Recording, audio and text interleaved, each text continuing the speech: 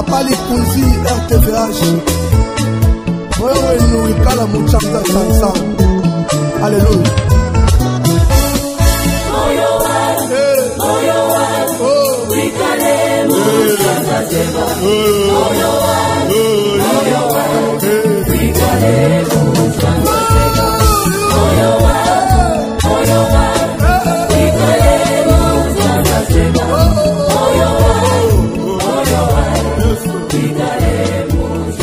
Shalom, shalom, peuple de Dieu, Bala ici Gagnon sur Radio Télé Voici l'homme et comme Ngonga Tokenda Kabongo Kolanda émission Dieu existe. Dieu existe, vous allez émission Kenda Kabongo ko fortifier ba onyonso basi babanayi ko bungisa kondima ba onyonso diable akoma kotalisa bango comme si nzamba azalaka te, comme si makambo bazali ko traverser nzamba sa bwakisi bango, mais bien aimé na yebiso loko moko matisa dimension ya kondima na yo. Bible zolobete or sans la foi il est impossible de lui être agréable, car il faut que celui qui s'approche de Dieu croit que Dieu existe et qu'il est le rémunérateur de ceux qui le cherchent. Nzambe apambola yo, nzamba kokela yo na microphone. Oso reconnaître la voix charismatique de Papa Likonzi. Nous avons toujours pour nous rassurer yo, pour nous exhorter yo pendant quelques minutes et après on va prier. Après on va prier na banza nzambe akosalela yo ebele mokolo ya lelo. Bien nommé na kolinga lelo to solo sur un point.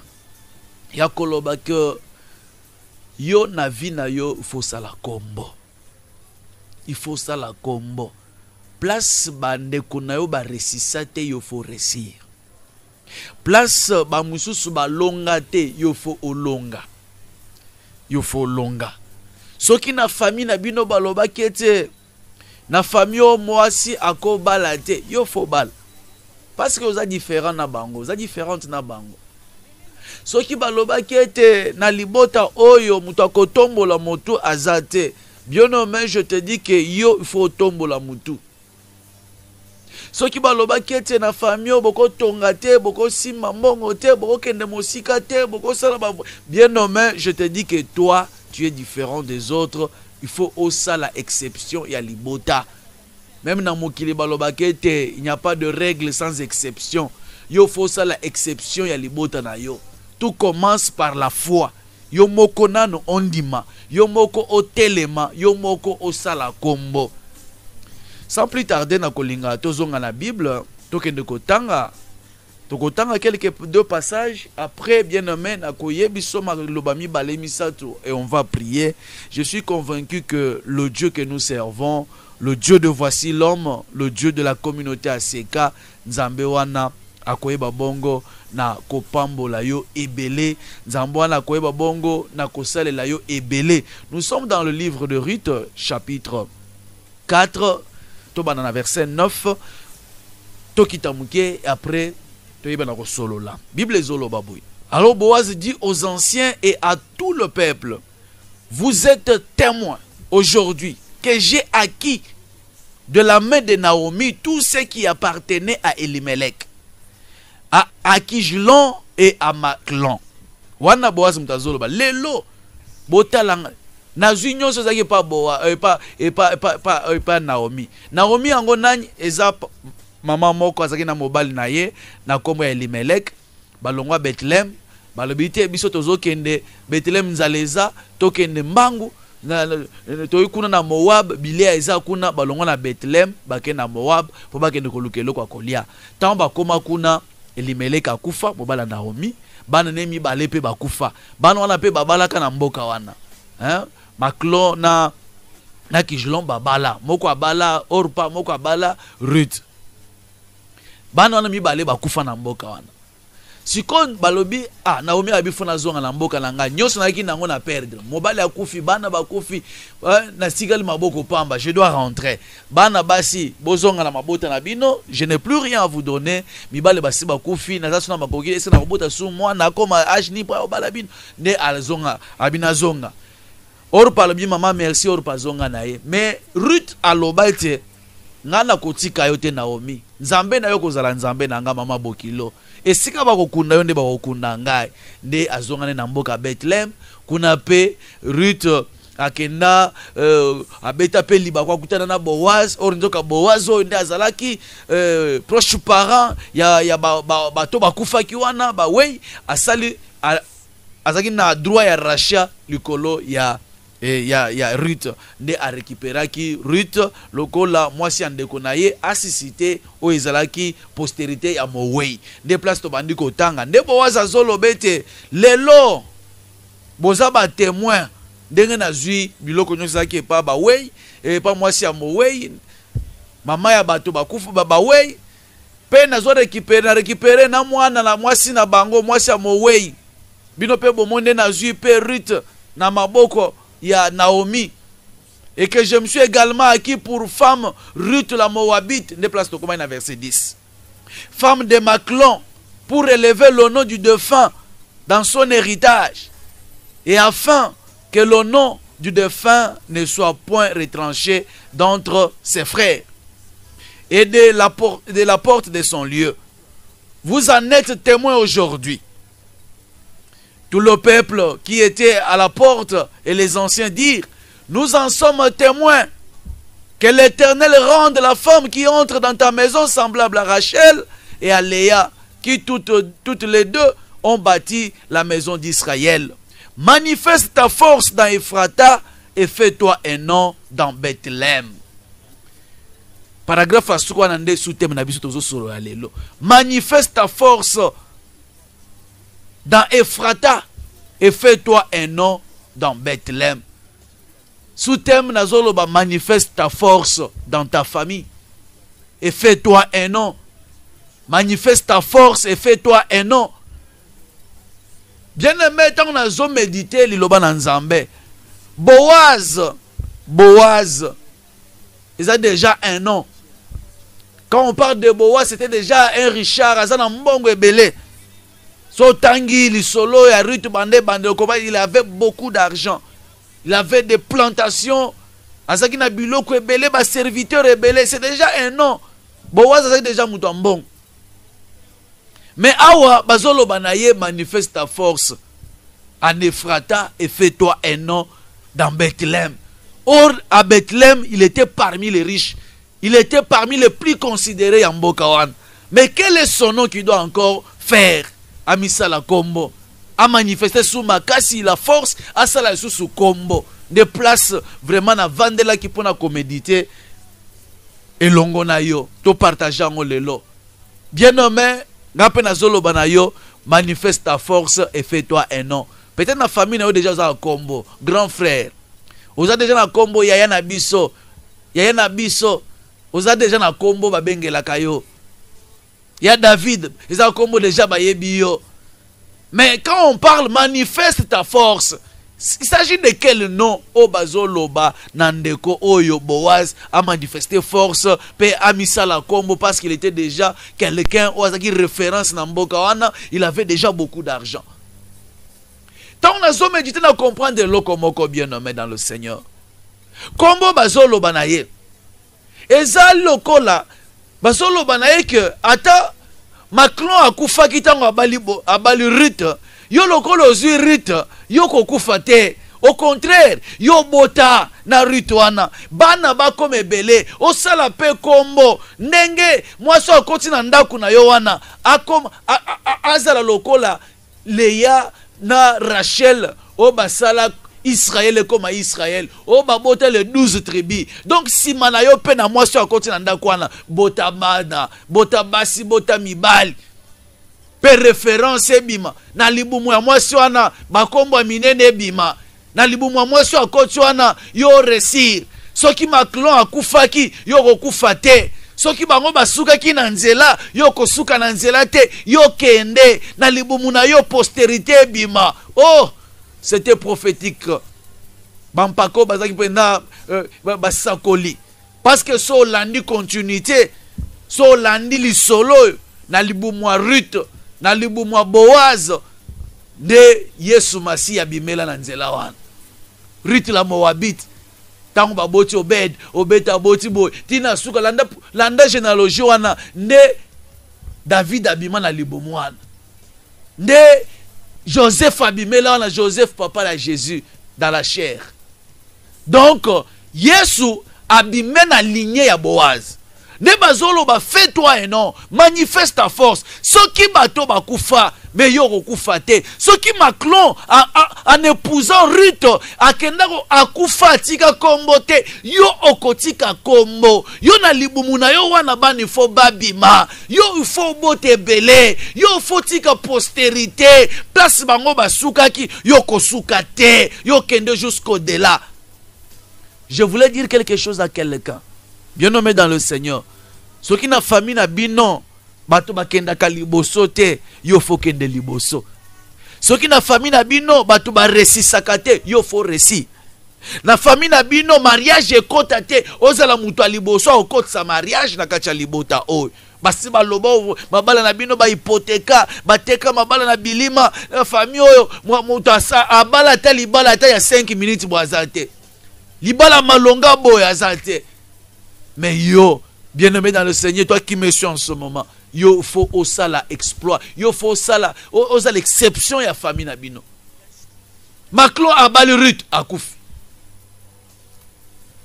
Kijlon abali Orpa akufi. Elimelek akemboka Moab akufi. Mais yo Boaz lokolo récupérer Ruth, yo kokufa te, yo bota. Yo sala kombo la mwasi bana babi mana libumu na binona bana na batika la référence. Et surtout que Boaz ye azana kacha Moab te ye azana kacha Bethlehem.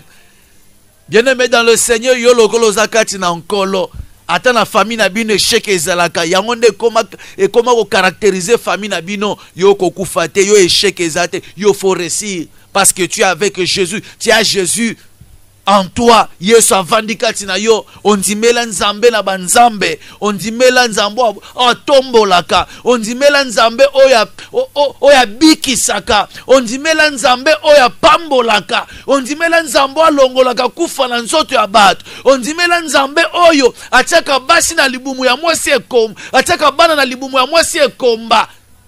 Son nom c'est Jésus-Christ de Nazareth. Yo ko échoué te. Et d'ailleurs, quand on a zolo babotika récite kota na vie na yo. Oye banda ko tambola te zo tambola. Ce qui libala na yo alinge kufa parce que zo bota te. Le Dieu que je sers, le Dieu que je te prêche en ce moment, acha ma passe na libumu na yo. Ah oui. Nzambe acha ma passe na libumu ya mwasi ekomba moko azolanda en ce moment. Nzambe apeso victoire na ba problème ozanango. Nzamba longola ba limite na nzela na yo. Place ba mususu ba suka ki yo ko suka te. Yo kende jusqu'au delà. Place ba mususu ba kende ba kufa. Ba efasa bango ba tika ata référence te. Yo zo tika référence. Yo faut tika ba monument na mboko. Yo faut tika ba monument. Il faut tonga. Il faut somba mapangu. Il faut tonga. Yo faut somba bitu. Il faut sala ba société à transport. Nzambe akokela yo, Nzamba fongola yo, Nzamba pambola yo. Limitation famille longwa. Ma limitation d'âge batiela bino, beaucoup faka kana 45 ans, na 50 ans, yo ozo leka, ozo kendo de là parce que tu as Jésus en toi. Manifeste ta force et fais-toi un nom. Manifeste ta force et fais-toi un nom. Nazana posete na libota wana kombo na etika la référence. Kombo na yo etika la référence. Ata okozalaka lisusu te mais otika ba monument, batika ba zolo, bano ya bana na yo batika la bazolia, musala oyo sali. Batika la bazo buka, oyo lona. Parce que Dieu existe. Dieu existe, bien-aimé. Manifeste ta force et fais-toi un nom. Comment doit-on manifester la force et comment doit-on se faire un nom? Parce que tu comprends que pour se faire un nom, il faut manifester la force. Quel genre de force qu'il faut manifester afin de se faire un nom? Quel genre de force? Nous allons lire encore et après tokosambela wana tozokende na mukanda na tozokende na mukanda na 1 Chronique chapitre 4 1 Chronique chapitre 4 verset 9 eza lisolo ya elenge mobali moko na kombo ya Jaebet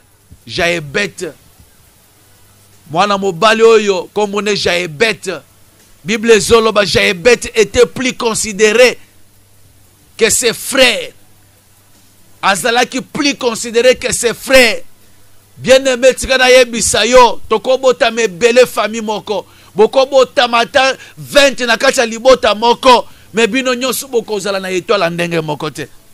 Bino nyonso bokozala na vie ndenge moko te. Il y aura toujours ba kozala ba ya kotombwa ba oyo étoile na bango ezo briller koleka ba misusu. Ici, on dit que Jaebet était plus considéré que ses frères. Donc, azalaki na bandeko, abotama na famille, na ba leki, na ba yaya, mais yé azalaki référence à famille. Azalaki plus considéré. Mais nini ya azalaki pose la plus considéré Jaebet de 1 Chronique chapitre 4 verset 9.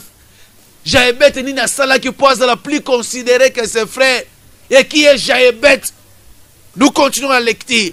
La Bible dit, sa mère lui donna le nom de Jaebet. Maman n'a appelé ça comme Jaebet. Pour nani maman appelé ça comme boy. Tozolo ben lika moi fais-toi un nom. Manifeste ta force et fais-toi un nom. Sa mère lui avait donné le nom de Jaebet en disant, c'est parce que je l'ai enfanté avec douleur. Ah maman baby parce que je l'avais enfanté, parce que je l'ai enfanté avec douleur. Dans une combat na PC donc ça combat circonstance pour na botie na pasi yango na PC combat ya Jaebet na botie na kati ya ba douleur na souffrance à Jaebet. Mais Bible les autres lisanga na ba recherche na salle Jaebet tant ba pesa ye combo azala ki considéré te considération yesima combat ne landa ye combat circonstance combat douleur combat pasi combat bokauki. Comme il y a des gens qui peuvent combat circonstances, de bazobengo makenga de souffrance ezolanda yo. Jaebet souffrance elandiye. Mampasi, mansanga, milelo na milelo, madilu. De combat pesa yo. Pona nini? Po abotama ki mukolo papa na bango akufaka. Papa akufi ya abotami. Bapese kombo madilu, matanga. Devine comment via matanga, vino comment via matanga. La pesa yo kombo ya mbongo passe bukola bota maka mbongo ezalaka passe dollar et mata na 2021 de ba pesa yo kombo dollar ya komata via passe covid et paille ozio bami mwana kombo ya souffrance o mbongo passe vie komi kolanda bien ba kombo elandaka ba kombo ezalaka na influence makasi kwa via bato wana fongolo mwa parenthèse kombo na yo na eza kombo nini est-ce que surtout na baboti na yo kombo la wela kisaka nini. Et ça, c'est la base de la souffrance aux autres traversées. C'est la base de makambo vous allez vivre en ce moment comme bonayo. Et ça, c'est une parenthèse. Maman azolobete appelle ça Jaebet combo parce que Jaebet abotakaye na ba douleur parce que je l'ai enfanté avec douleur. Je l'ai enfanté avec souffrance, avec douleur d'appeler combo Jaebet. Mais Jaebet au vie ni ne bana kolanda Jaebet, c'est la souffrance. C'est via ma douleur. Il y a tout bazo qui est de libosi à zone à Kassima. Jaebet partout il y a aucun de combo. Attends, va salir ma test, ma ninga bazoka ye ataza mayele ndenge ni combo ne kobimate. Et ça quantième fois aux l'examen d'état. Dis-moi un peu. Et ça quantième fois aux l'exétat. Mayele mais aux wakate pour nani. Manifeste ta force et fais-toi un nom. Jaebet comme elanda ye. Mais Bible zolobete ayako koma le plus considéré que tous ses frères. Qu'est-ce que Jaebet avait fait pour être comme na ye et comme plus considéré pour Azala plus considéré que ses frères. Azala considéré que tous ses frères. Qu'est-ce qu'il avait fait? On va toujours quitter dans verset 10. 1 Chronique chapitre 4 toujours dans verset 10. Bible zolobete Jaebet invoqua le Dieu d'Israël en disant yoka secret pour se faire un nom bien nommé dans le Seigneur. Il faut manifester la force. faut cause la vigoureux pour se faire un nom. Mokilitoya o eza mokila bitumba.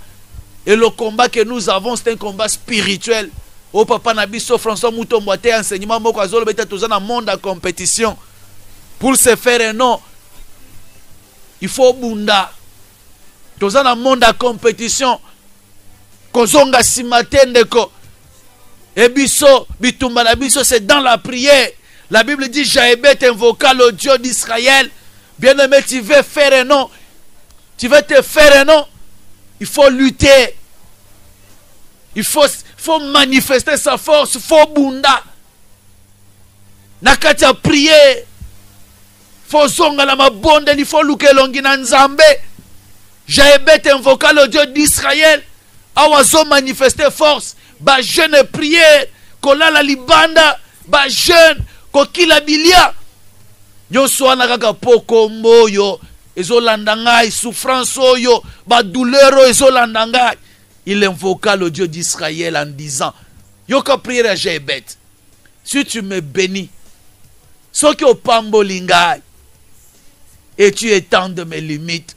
Oh, bien-aimé, je te prêche un Dieu qui bénit et un Dieu qui étend les limites. Ata basi bachela ko barrière quelque part, nzambo na fongo la barrière wana. Nzamba étendre ba limite na yo. Basi balobaki yo fo suka kana na plafond na yo ya mbongo c'est $1000. So comme na $1000, il faut dépenser au kitier au bani suko luka. Pour économiser comme attend na 10 000, c'est un problème. C'est un problème. Alors il faut prier que Dieu étende tes limites, bien-aimé dans le Seigneur. Que Dieu puisse te bénir. Bino bokota mariage, so bokoti mabale, mabote yakate. Il faut prier, il faut ebisa nzambe kolo pambola ngai pesa nga mabota. Jaébet avait prié kolo, si tu me bénis, pambola pe ngai. Et que tu étendes mes limites. Si ta main est avec moi, loboko na yo likona ngai nzambe. O pamboli ngai, o étendre ba limite na ngai, pe kumbanga tambola elongo na ngai, loboko na yo orienté ngai, na zonge la souffrance était. Bien-aimé, quand Dieu bénit, il bénit totalement. Quand Dieu bénit, il bénit totalement. Et ça t'a pambolo lelo, lobe o zongi na case du départ au bandel à zéro. Au côté qui libala, lobe o comme divorcé au bandi via zéro. Au bandi soko luka. Nzambe pambola nga pesa nga libala, mais oza qui déjà marié, oza quand tu es mariage oza. Osons a toujours à zéro bandel. Ça c'est quelle vie? Jaébet alobi, si tu me bénis et tu étends mes limites et que ta main est avec moi, le boko a toujours le longo nanga. Et si tu me préserves du malheur, en sorte que je ne sois pas dans la souffrance, que je ne sois pas dans la souffrance, au pambolinga na tikali muto ambongo alibela, naza le sous nakati la souffrance c'était. Nanyo kwa malisusu te, nakende de succès en succès, de victoire en victoire, ne lo sambo nangai, bien aimé na kolingeza la paix prière na yo. Quand Dieu te bénit aujourd'hui, l'ipambole kende de génération en génération. C'est ce qu'il a voulu dire.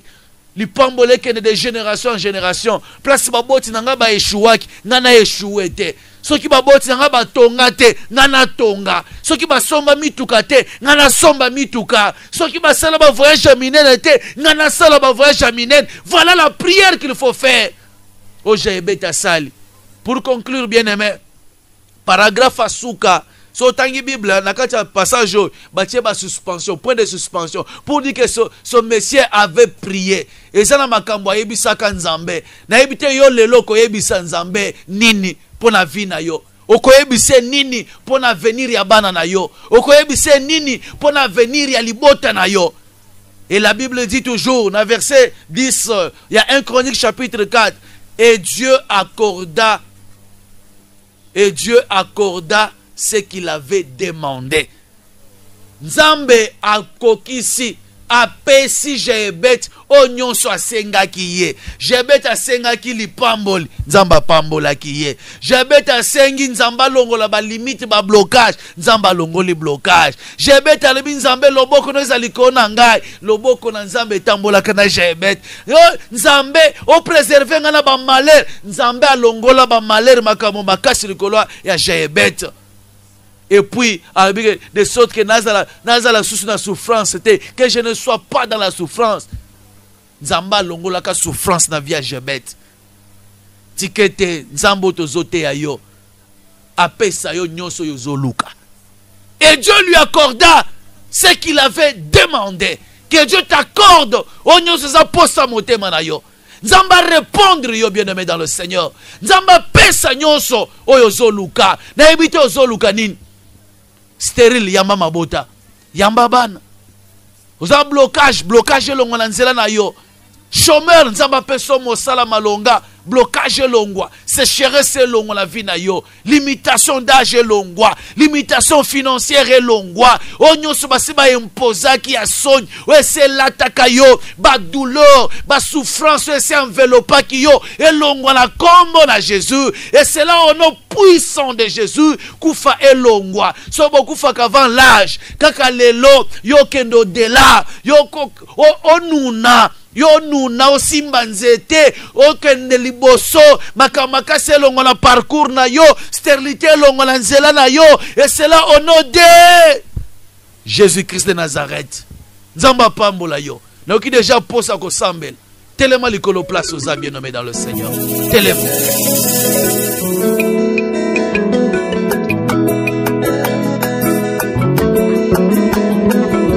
Banguna nanga atelemi ngambo na ngambo. Banguna nanga atelemi ngambo na ngambo. Bakoluka sebo moi na ngai bamonete lipambo lekomi pembeni. Ayoki ete nzambe alingi kosala ayebi ete tokomi ntango apokwa oyo nzambe akutanaka na baoya telema likolo bien-aimé na kolinga place oza deja yebisa nzambe te nkolo salanga pe kombo tobandela wana salanga kombo naza na pose ete na libota na ngai etoile na ngai ebriller. C'est vrai, tobota bibane ebele, mais na lingi naza la référence à libota na ngai. O bandeko na nga bakoka te nga na koka yango. O baboti na nga basala te nga na sala yango. Na mata, na tonga, na sunga libota na ngai, na koma source ya bénédiction ya famille na ngai. To sambeli na kombo na Jésus-Christ. Jésus, Nzambe na nguya nyonso, mobatele ya bomwe na bato na pusanye pa na yo. Nzambo apambolaka, Nzambo atombolaka. Nanya pesa yo confiance yo kisama sonye lishada. Yawe na pusanye liboso na yo parce que zali Nzambe. Yawe na ekolela epa na yo kolobete, yo ndo pambolaka. Kolotela nga pe na liso na yo ya mawa. Oyeba pe na kofongolo ya nga vie. Oyeba pe na kopambola nga. Oyeba pe na kopambola nga. Oyeba pe na kokomisa nga source ya bénédiction. Oui Seigneur, oloba na Abraham. Abraham bima na libota na yo.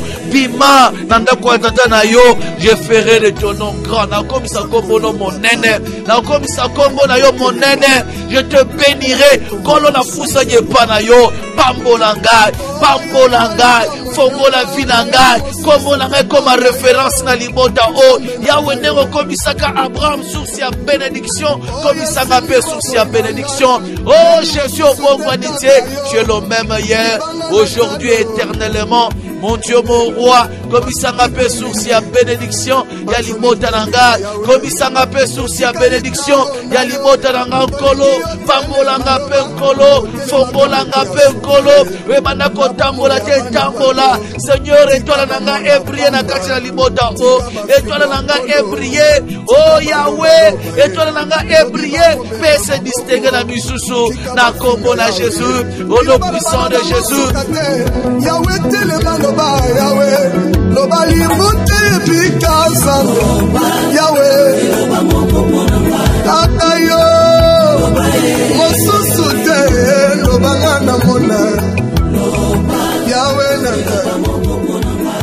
Bien aimé yoka. Eloko na lingina loba na yo eza nango pe lisumu te.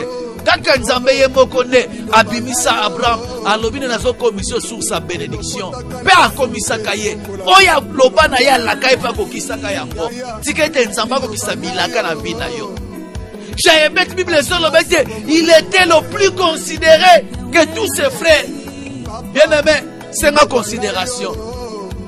C'est ma considération, c'est le plus considéré dans quatre environnements na yo. Na libota na yo, na quartier. Vous êtes le plus considéré. C'est possible. Zamba komisaka batu source ya mapamboli. Okoma liziba ya mapamboli. Na kati na libota. Na quartier. Osungaka pe batu. Na quartier.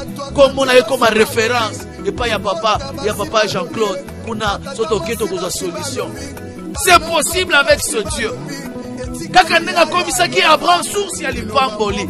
A komisaka le plus considéré que tous ses frères. Il est le même, il n'a pas changé. Yebise Nkolo, na comme référence, na quartier Naza, na comme référence, na ville Naza, na comme référence na Mboko Oyo, na comme référence na famille Nangai, Naza la source ya bénédiction, Pesa Makoki, Pesa Misolo, bien aimé Nzamba, Pesa Kambon, Bible Zolobete, l'or et l'argent lui appartiennent. Yebise ya peso yango, ofongo la boutique à minette, osunga bat, osunga famille, osunga bande, on contribue na mosala na Nzambe, to sambeli na kombo na Jésus. Ono, liloba na yo, pesa kabomo, Yahweh, liloba na yo, pesa kabikonga bana. Yaya, liloba na yo, ebikisaka bageli. Liloba na yo nkolo, etombolaka bao babokama na fulu. Liloba na yo papa, yaya, ozozela selo baye. Yahweh, simbelelanga motema, nasapanga na barakinga. Talatata na sima okomona libota na nga na pasi bazozela ngara yo yaya baleki yaya baleki bazozela yo bikomba bazolela se loboko na yo loba liloba moko basimba bamona bikama. C'est comme si on s'en la bien. Ça toujours n'a insisté sur intention. Bien aimé, comme mon man Zamba Pamuso Pinzoli, Oleli Petro, Onyo Kwami Petango Molaï, souffrance Oyo et Kosila Mokolonie. Bien aimé, chaque chose a son temps. Il y a un temps pour tout sur le ciel. Okolela Tiwab, Obotama na souffrance, Okolena souffrance, na ba douleur, yo, Ozonu na ba douleur, Okoti libala ya ba douleur. Oso vivre dans l'Iban, il y a des douleurs, il y a des souffrances. Tu as beaucoup de douleurs. Trop c'est trop. Trop c'est trop. Bible Zolobete, Jaébet, Tatelema qui a l'obin Zambé. Trop c'est trop. Vie à souffrance, il y a des douleurs, on a les biango. Pambo langai, peut étendre ma limite nangai. Bien aimé, Bissan Zambé a Pambo la yo. Financièrement, matériellement. A étendre ma limite na yo. Ce que vous avez souka na capital na yo zalaki na 500 a multiplier mata fois 100. O ezala yo a multiplier yango musala maboko na yo nzamba multiplier yango. O simbe belé, o koma nango ebelé. O sanga kate yo ko sunga nango bato. O sanga kate yo ko soutenir musala na nzamba. Yebisa nzambe fongola, étendre ma possession na ngai, pambola ngai, tombola ngai, bénir vie na ngai, longola blocage. Longola échec, longola limitation, to sambeli na kombo na Jésus-Christ.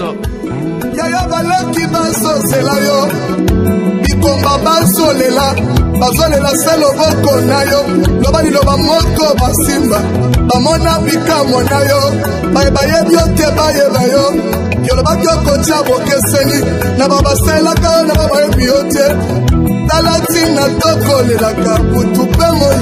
Yaka Yesu, osunga liboto.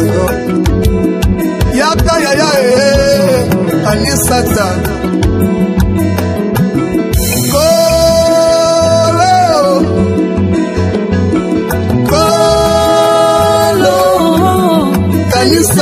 kanisa ta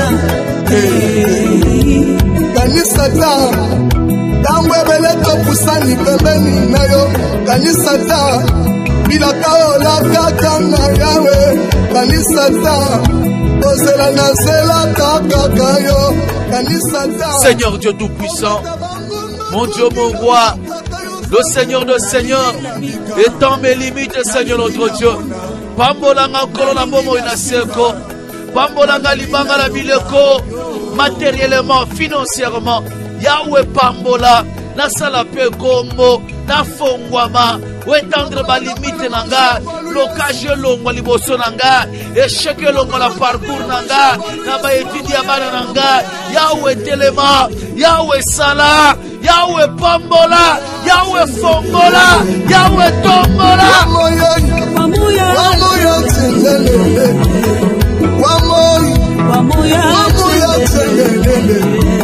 Bien-aimé yoka, yoka. Oyebi soki nzamba komi ko pambola, denga sa pamboli oboy. Le diable azo sepela te. Pour ça diable ça même abeto ataka bongo kende. Pour ça diable ça même aboto la bénédiction ba se ba pesio. On nzamba sa pesio, bano nzamba sa pesio. Le diable aza pour sa boto lo yango. Nende kwa zo sambela zolo bete, Seigneur, si ta main est avec moi, loboko na yo la tananga. Loboko na yo tambole longo nanga. Si tu me préserves du malheur, en sorte que je ne sois plus dans la souffrance, yebi sanzambe kolo préserver nga na ba malheur, na ba mitambu nyonso ya diable. O batelanga, loboko na ezala toujours likona bozwi nanga. Loboko na yo ezali likona ndaku nanga. Loboko na yo etambusa ngai. Loboko na yo protection ezali likoya bana nanga. Likona biloko nanga. Likona vie nanga. Likona misala nanga. Tosambeli na kombo na Jésus-Christ. Oh éternel notre Dieu. Longola souffrance liboso nanga. Longola makambo mabe liboso nanga na nzela nanga. Mitambu nyonso batie na parcours nanga. Onyoso diable so kana, sonyu nyoso diable lingayo kisangai, ma piège nyoso so tendre ngai, éternel Dieu, nzambe na nguya nyoso, tellement nzambe le longa, yawo fongo la vie na ngai, tambola na ngai, tambusa vie na ngai, loboko no ebatela ngai, yawe nazala na sécurité na yo, oyanga nyoso na se na sécurité na yo, éternel Dieu, bana na ngai, bazala na se na bonzambe na yo, na se ya sécurité na yo, makambo makasi elongo na parcours na ngai, nyonso diable azokana, kufa elongo na nzela na ngai, malheur, blocage, sécheresse, nyonso ya mabe o diable azokana, yawe longo lango na nzela na ngai, na kombo na Jésus, au nom puissant de Jésus. Loba moko, libota bikae. Loba moko monanga. Loba loba tumona bika mona yo. Loba moko monanga. Loba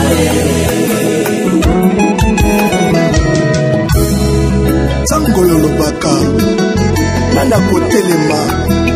Nana kotombola mosapi aloba.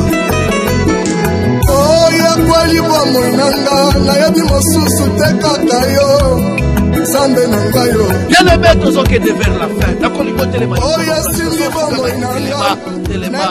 Kala nyango soba dai deja kolala. Nalingaka te vraiment la buto sa la prière kufuka. Talingo osoke ndaki. Telema ningisa ya telema. Ningisa ye. So bozami bale ningisa ye to sungana. Bien aimé, c'est la prière d'autorité. La prière d'autorité. Bien aimé, il y a la part de Dieu, il y a aussi la part de l'homme. Ozo kiti sa moto na nzambe na vie na yo. Car place aux awan. Na ndaku na yo. Place na chambre aux awan. Moto ekita. Influence nyonso diabolique. Influence nyonso ya monde à ténèbres. O ezongi sakayo sima. Soko Mathieu zongi. Soko bandiko sala mwa kombo, bandiko asobi mutu nyonso ke c'est l'accident mumu ozonya zéro, influence diabolique na vie na yo. E yamba moto, ezika, etumbama, to sambeli na kombo na Jésus. Moto na Nzambe kita, le feu de Dieu, le feu du Saint-Esprit, et quitte la vie nanga, nous faisons influence satanique, influence diabolique, Oezolanda Vinanga, et Yamba Moto, et Zika, influence diabolique, et Zika, nous faisons Landa Bomo Inanga, et Tumbama, Moto, nous faisons qui s'en à la case du départ, échec, limitation, nous sommes à la famille, Oezon qui s'en à Sima, et Yamba Moto, et Zika, na kombo na Jésus, na kombo na Jésus. Liloba na yo nazozela ata mokili basi balobi ata katie basi balobi libota basi balobi batata masi basi balobi anoko pe basi balobi etikali ya loba liloba moko na bika olo liloba na yo. Bien-aimé Yoka nakolinga siko kisa moto na Nzambe soki ezala mitambo basi batie na parcours na yo oyo ezongisaka yo soki yo dimi na motambo wana eza lokwa faiblesse moko basi babamba yo na nzoto ata omati na vie de prier osukaka deja obambani ozongi lokola mondimi moto andimeli kaka lelo obandela fermissement zéro ovini oyo moto ekita singa bakanga yo na lokolo wana oyo esalaka ete ata okei omati fo babende ozo singa wana ezokatana tosambeli na kombo na Jésus.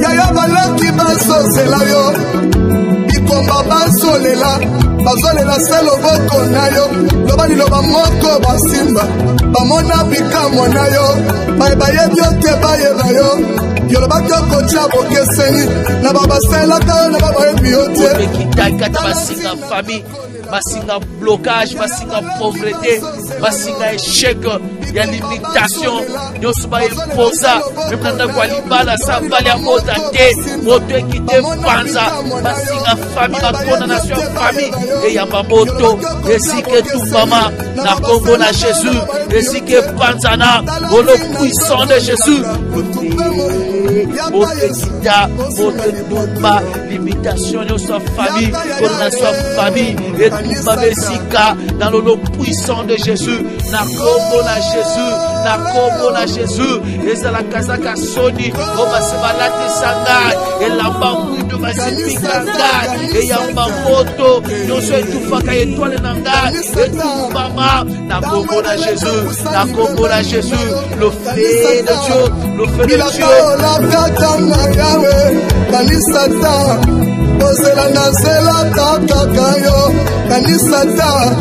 komata banguna kokila kolukaka yo Nzambe nalingi na bika nalingi na mona nalingi na simba nalingi na yoka yo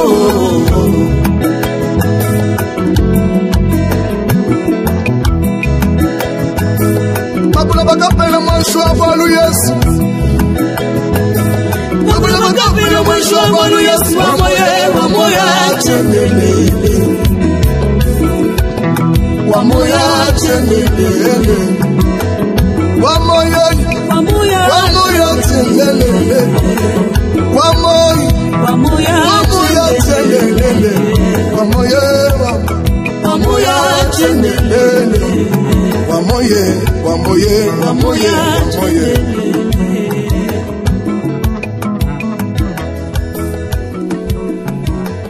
Bien-aimé Yoka, tozokende vers la fin. Tokomina suka naza posete moto na Nzambe kita sika wana vina yo ekende ko déblayer nzela c'est-à-dire efongo ebaliser nzela na yo na parcours na yo na nzela lipamboli na yo okutana na obstacle moko te soki ba obstacle koya oyo osurmonter yango yo longa yango Nzamba fongola ba porte ekangamaki tosambeli na kombo na Jésus Christ.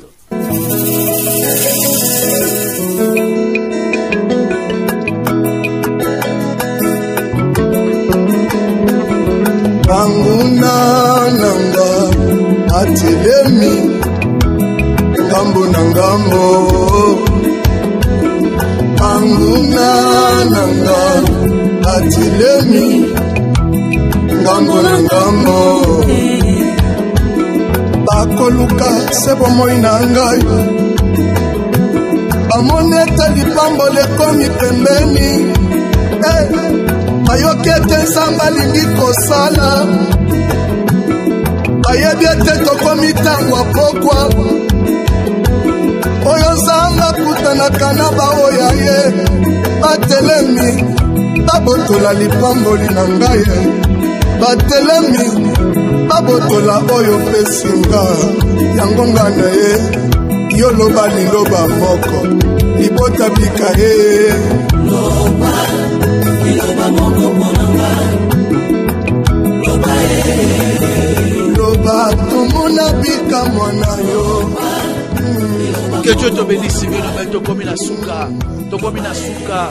place aux alliés au kotinda requête na yo to confirmer prière na yo bien nommé na 09 98 28 18 89 09 98 28 18 89 09 98 28 18 89 le numéro na biso et même sur WhatsApp ceux qui au voice et nous allons prier avec notre équipe.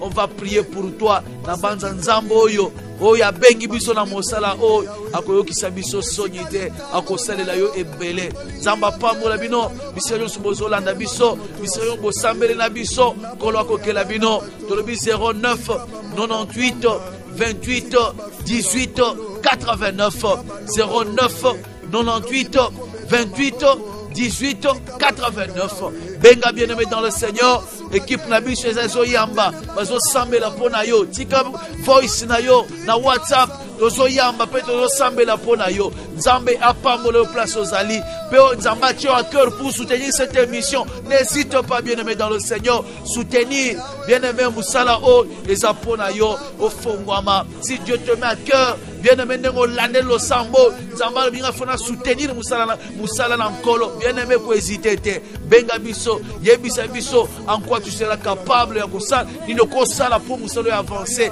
nzambe akozanga te ko pambola yo pe équipe na biso to koma toujours ko soutenir yo oza libanda mboka ozola na biso na YouTube bien nommé dans le Seigneur tika requête na yo pesa intention de prier pesa requête na yo nous allons prier pour toi na 09 98 28 18 89 na YouTube numéro déjà ils a affiché hein au bazola na biso na Likondi Prod au Kolanda émission Dieu existe so betka Dieu existe na YouTube au commun émission na biso na Likondi Prod bien aimé ba émission eza evele oyoki lo sambo pour la kate lo sambo okoya ko répéter même après 10 jours au sambeli na ngoka lo sambo pour la kate nzambe akosalela yo et kozala toujours ya sikepa na yo tika nzamba pambola yo on va prier pour clôturer. Éternel Dieu te pèse merci. Merci parce que bandeki na biso pe osuki na biso nkolo. Yahweh lokumu nkembo esonge pana yo El Shaddai le Dieu tout puissant. Père, na ebiete bandeko basengi yo oyebi moko pe musu chacun en particulier avec son problème. Kololo samona ngezalete kokela bango. Pambola bango. Komisa bango bakombo minene. Ba oyo bazalaki étouffé, bazalaki na sekuna na placard, bazoyeba na te nzambe matisa bango, tombola bango. Yahweh bakombo yebana. Okomisa bango batu minene, bafongwama.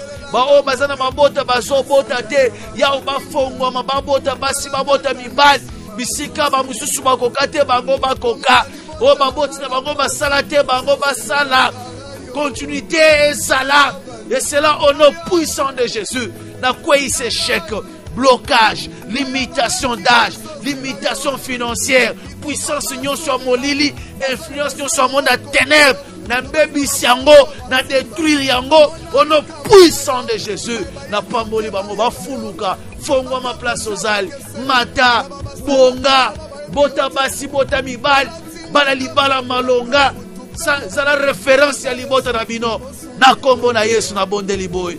Amen. Que Dieu vous bénisse. Na microphone ezaki wabino papa Jean-Pierre Moussese. Otobenga ka papa Likondi. Na technique to sungamaki na ndeko David Maswekama wasimbaki réalisation. tokutani mbala ya sima. Ciao. Papa Likunzi RTVH. Wewe ni ikala muchanga chanza. Alléluia. Oh, we call him.